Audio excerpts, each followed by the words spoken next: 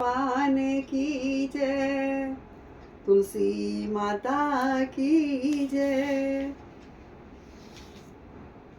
कार्तिक महात्म की जय। ओम नमो भगवते वासुदेवाय, ओम नमो भगवते वासुदेवाय, वासुदेवाय हरि वासुदेवाय, कृष्ण देवाय प्रभु कृष्ण देवाय। ओम नमो भगवते वासुदेवाय, ओम नमो भगवते वासुदेवाय, वासुदेवाय हरि वासुदेवाय, कृष्ण देवाय प्रभु कृष्ण देवाय।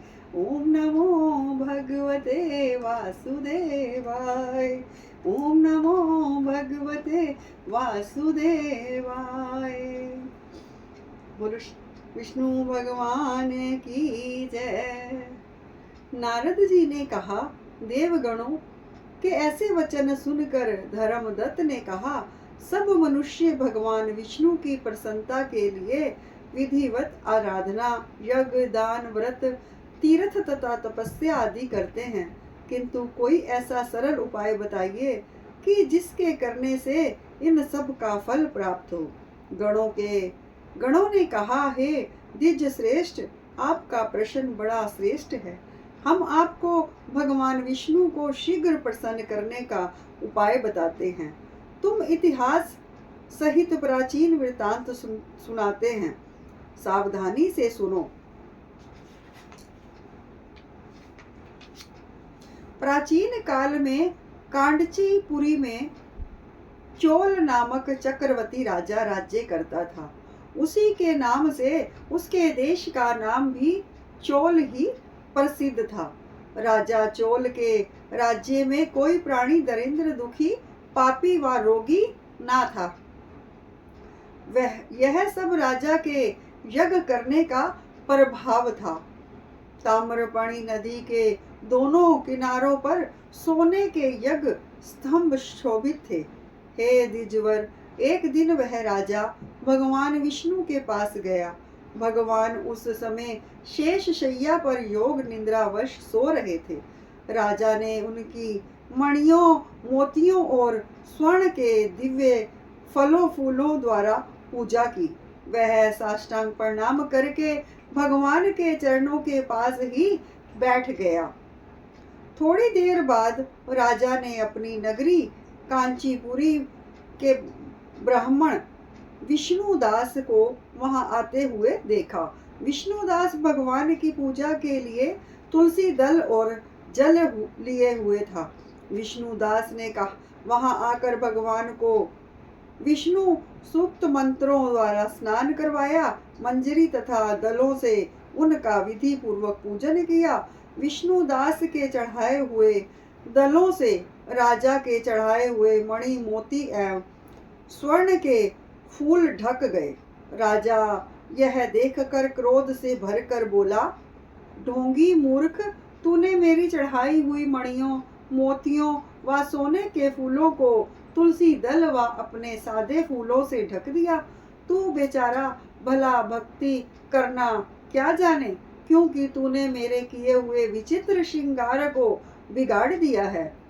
राजा की बात सुनकर विष्णुदास को भी क्रोध चढ़ आया। वह राजा के गौरव को तुच्छ समझकर कहने लगा, हे राजन, तुम भक्ति करना नहीं जानते, तुमको अपने धन का घमंड है। बताओ, आज से पहले तुमने भगवान के कितने व्रत किए हैं? देवगण ने कहा, ब्राह्मण के ऐसे वचन सुनकर राजा ने घमंड से हंसकर कहा, हे विप्रे, भगवान भक्ति के अभिमान से तू ऐसी बात कह रहा है, तो मैं पूछता हूँ कि तेरे जैसे भिख मंगे ब्राह्मण में भगवान की भक्ति ही कितनी है, क्योंकि तुमने आज तक भगवान की प्रसन्नता के लिए कुछ भी नहीं किया, ना तो कोई मंदिर ही बनवाया है। तो तुम भला इस प्रकार के की भक्त की का जैसी कि तुम कर रहे हो क्या गर्व कर सकते हो? जहाँ जितने भी ब्राह्मण बैठे हैं मेरी बात को ध्यान पूर्वक सुने और देखें कि भगवान विष्णु दर्शन मुझे होते हैं या कि उसे। इसके बाद दोनों की भक्ति के संबंध में लोग जान लेंगे। देवगण ने कहा। ऐसा कहकर राजा अपने महल में चला गया और वहां जाकर उसने अपने पुरोहित मुदुगल को आचार्य बनाकर विष्णु यज्ञ प्रारंभ किया।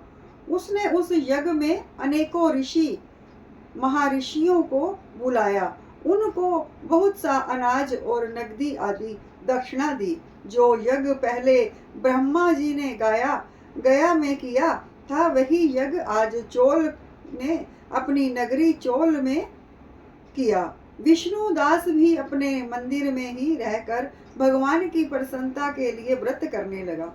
उसने माघ तथा कार्तिक मास के व्रत किए, तुलसी के वन की और एकादशी के भगवान विष्णु के 12 अक्षर मंत्र का जाप किया। वह भगवान को प्रसन्न करने के लिए गीत गाता रहा व नृत्य करता रहा। नित्य प्रति व्रत करता, भूमि पर सोता, हर समय भगवान विष्णु का सिमरण करता और सब प्राणियों में समदृष्टि से भगवान को ही देखता। इस प्रकार राजा चोल और विष्णु दोनों को आराधना करते हुए बहुत दिन बीत गए। बोलो विष्णु भगवान की जय, तुलसी माता की जय, कार्तिक महंत की जय। ओम नमो भगवते वासुदेवाय, ओम नमो भगवते वासुदेवाय। वासुदेवाय हरि वासुदेवाय, कृष्ण देवाय प्रभु कृष्ण देवाय। ओम नमो भगवते वासुदेवाय, ओम नमो भगवते वासुदेवाय। वासुदेवाय हरि वासुदेवाय, कृष्ण देवाय प्रभु कृष्ण देवाय। ओम नमो भगवते वासुदेवाय, ओम नमो भगवते वासुदेवाय। बोलो विष्णु भगवान की जय।